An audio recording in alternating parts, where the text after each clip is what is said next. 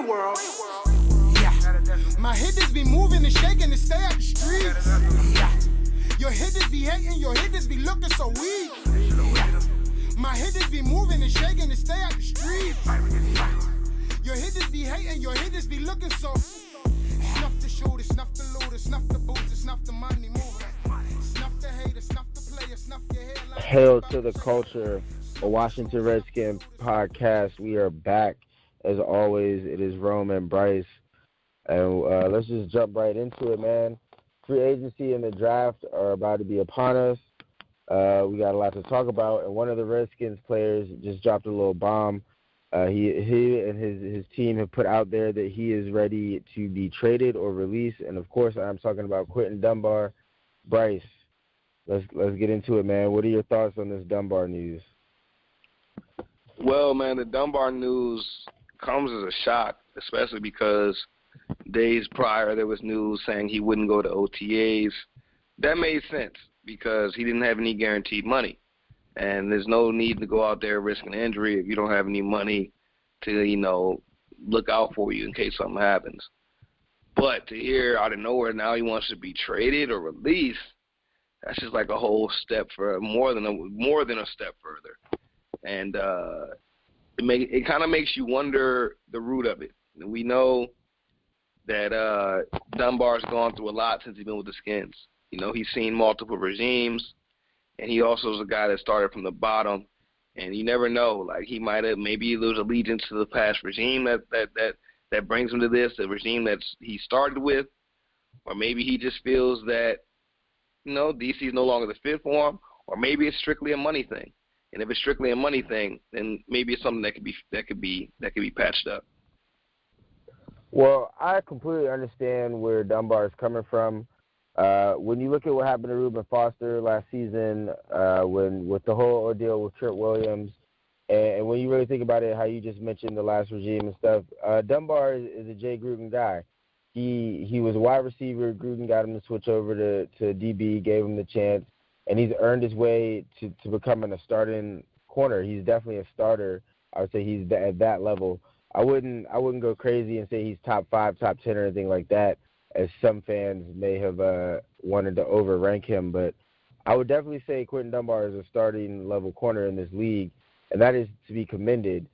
But for him to kind of use this little power move and try to say, oh, I'm not going to OTAs and all this is kind of caught me by surprise. It'll be interesting to see how Ron Rivera and everyone take it.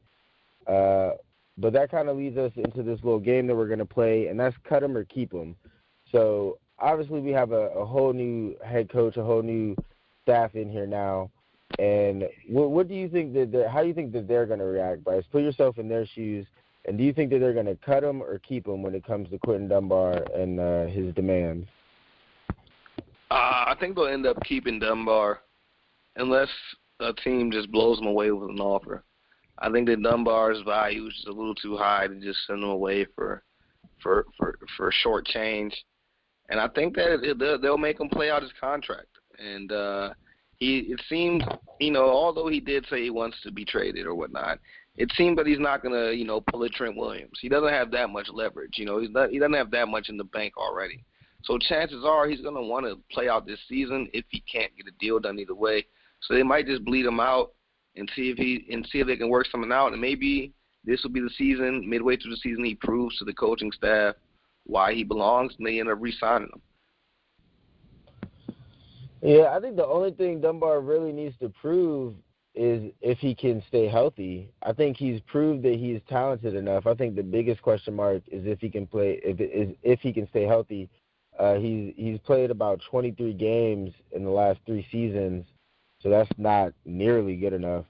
But if I was in the shoes of Coach Rivera, I would probably trade Dunbar away, man. I would set a precedent right away that if you don't want to be here, we're not going to have hostages. We want volunteers, or whatever the quote was from one of those coaches.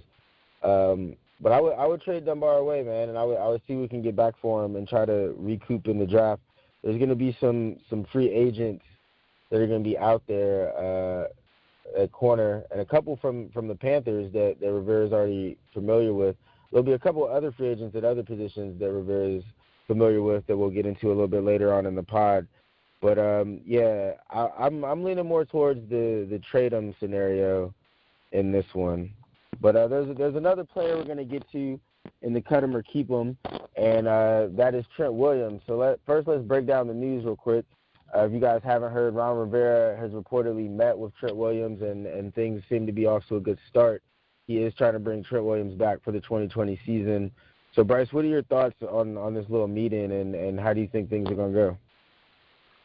Well, I mean, it's good to hear. Let's start with saying that. We've been through a lot as fans with the Trent saga, and it's good to hear that, that him and Ron Rivera have spoken and that it seems to have gone well, and that the next step to that is an in-person meeting. I hope that, they work it out, because I want to keep Trent. I don't want us to get rid of Trent.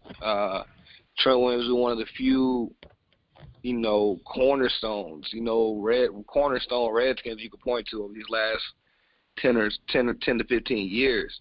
It's only a handful of them over the last – if you look over the last 20, it's only a handful of Redskins that you can really say were like, cornerstone players, not just to the Skins, but to the league. And he's one of those guys. And I just hope Ron Rivera is able to work it out, because that's a guy that we need. So cut or keep him. I'm saying keep him every time with Trent Williams.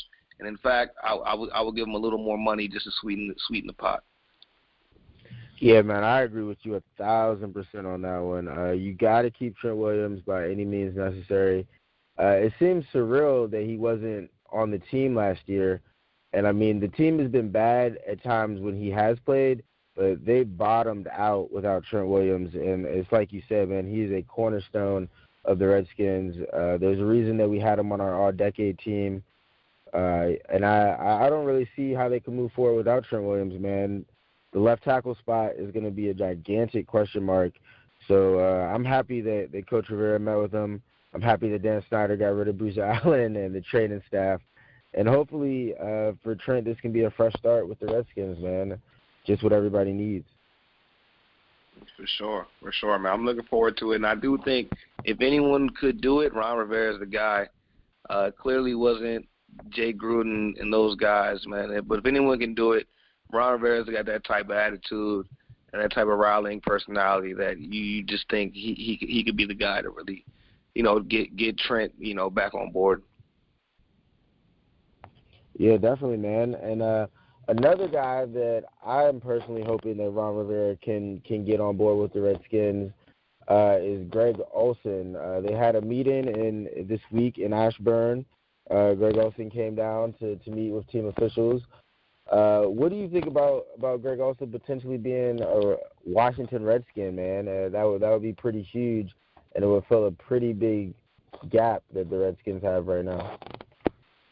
Yeah, for sure. I mean, if this was like, 2013 Greg Olsen, I'd be super hyped. But this is 2020 Greg Olsen, and Greg Olsen's still a baller. He's still reliable. He's as reliable as they get. But at this point, he's in more of that Jason Witten mode. He's in more of that mode right now. He's not the guy that you can really rely on for, huge production. In addition to that, he's been hurt the last few seasons as well. So you really can't even rely on him for, a ton of snaps, So it would be nice to have him. I would definitely love to have him, just because any young tight end that we get in the draft, he would be able to groom him in this offense, and he would also be a security blanket that Dwayne Haskins has lacked up to this point. But at the same time, I just feel like Greg Olsen is probably a little over the hill.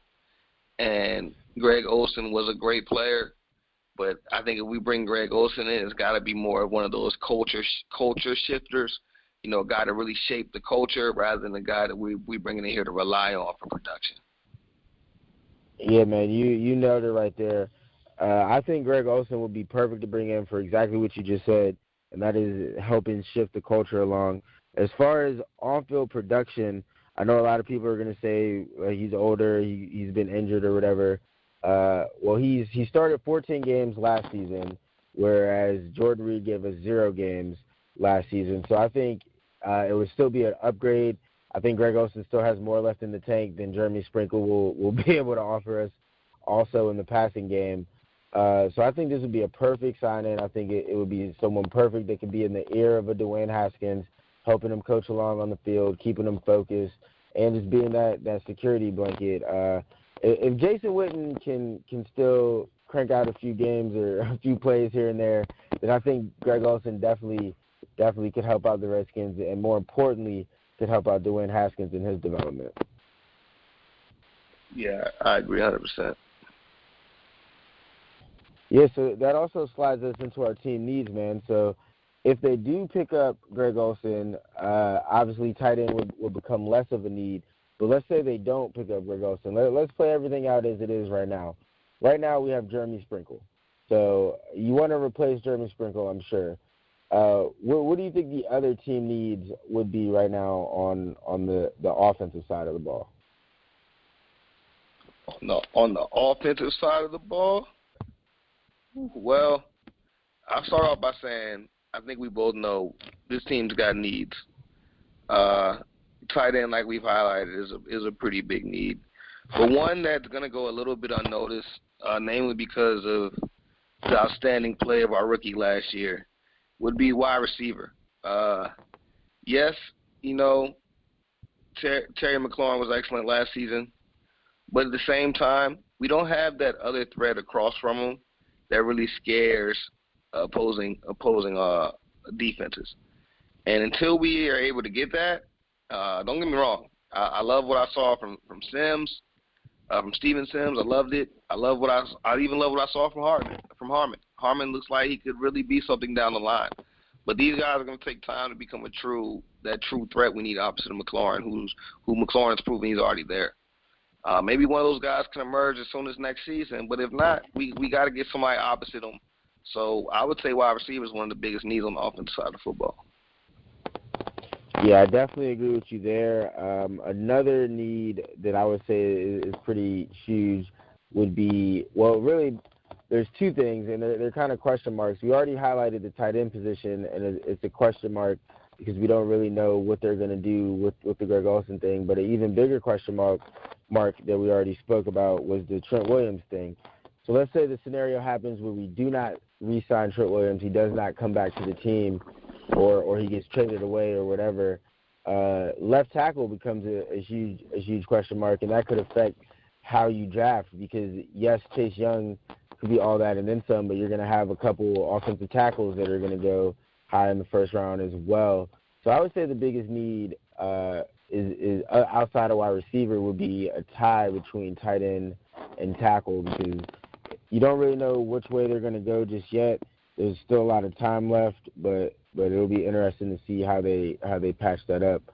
But yeah, let's move on to the defense because there's also some big time needs over there. What would you say the biggest need on defense is right now?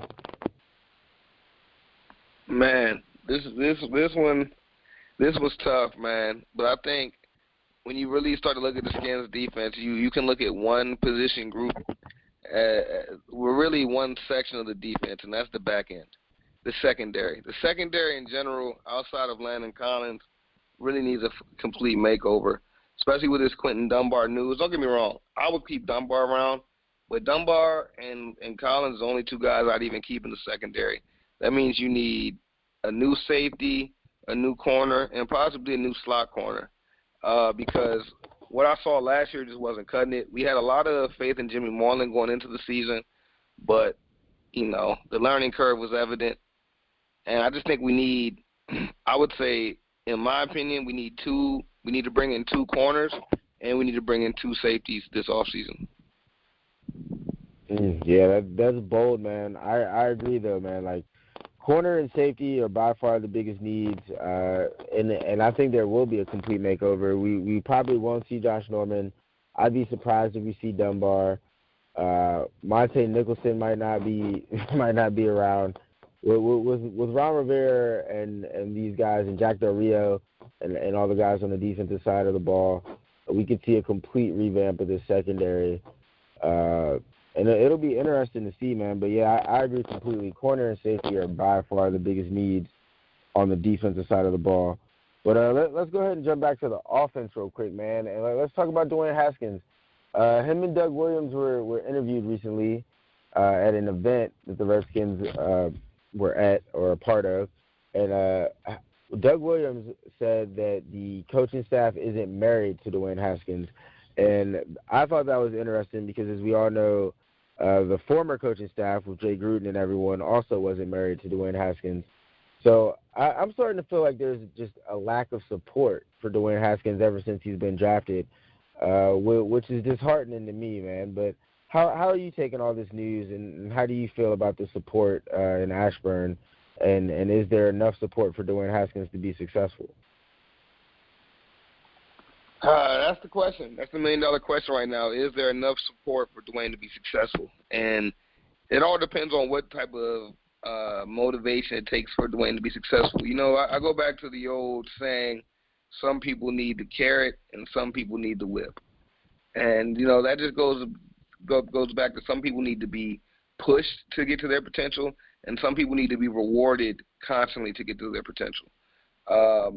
Ron Rivera and his staff are betting on the fact that Dwayne Haskins is the type that needs to be pushed to his potential, that needs that competition, that needs that sense of uncertainty, that needs to have to prove himself day in and day out to reach his potential, versus being that guy that needs to be lauded and praised and shown and told how great he is all the time. And I'm perfectly okay with that approach by Ron Rivera and the staff, as long, and I want to make this very clear, as long as they're consistent, meaning that when he starts to prove that he is the guy, that they're the very first to say he is the guy and to recognize he is the guy and to recognize his improvement, or else it's all for naught, in my opinion. So I'm not going to say there's not enough support for him to be successful, because at the end of the day, it comes down to the man. You know, you can be successful with absolutely no support. And there's examples in football, outside of football, on that. So it really comes down to the man, if there is enough support or not. But at the same time, it's all, the method that they're taking, I don't necessarily disagree with. Yes, that's very interesting, because I agree with bits and pieces of that, and I feel like you're right about the method, and I just don't know if I agree with the method either, because I feel as though it's tough to say, because there's still so much time left, and we kind of got to see how it goes. But I feel as though they're saying things to push Dwayne, and we got to see how he responds to it, because how he responds to that will really determine on if this was the right way to go about it or not. I definitely think he has the talent and everything is there. And when you listen to Dwayne speak, I feel like he definitely wants to, or is definitely willing to take on all the challenges of being an NFL quarterback. But yeah, man, it's one of those things where you got to see it before you can really make a definitive opinion on it. But I do feel like they could be more supportive in ways. Doug Williams did say that the coaching staff does realize that Dwayne is going to be the starter and that Dwayne pretty much has to lose it. So we'll see how Dwayne Haskins reacts to this, and we'll also see what they do as far as bringing in another backup, or how Alex Smith, if Alex Smith is healthy, we'll see how that affects Dwayne if Alex is no longer just helping him, if he's competing for that spot. So a lot can happen between now and training camp. But, yeah, man, Herald to the Culture will always have you guys updated and always be on tap in the pulse of Redskins Nation. Bryce, is there anything else that you wanted to get to, man, before we wrap this up? No, man. I think we hit just about everything, man. I'll just say everybody stay tuned for everything else we got coming. Yeah, there'll be lots of draft news and free agency news coming up, man. As always, Herald to the Culture. Herald to the Culture. Your hitters be hating, your hitters be looking so weak. My hitters be moving and shaking to stay out the street. Your hitters be hating, your hitters be looking so. Snuff the shooter, snuff the looter, snuff the booster, snuff the money mover. Snuff the hater, snuff the player, snuff your hairline, tape up and shape up. Snuff the shooter, snuff the looter, snuff the booster, snuff the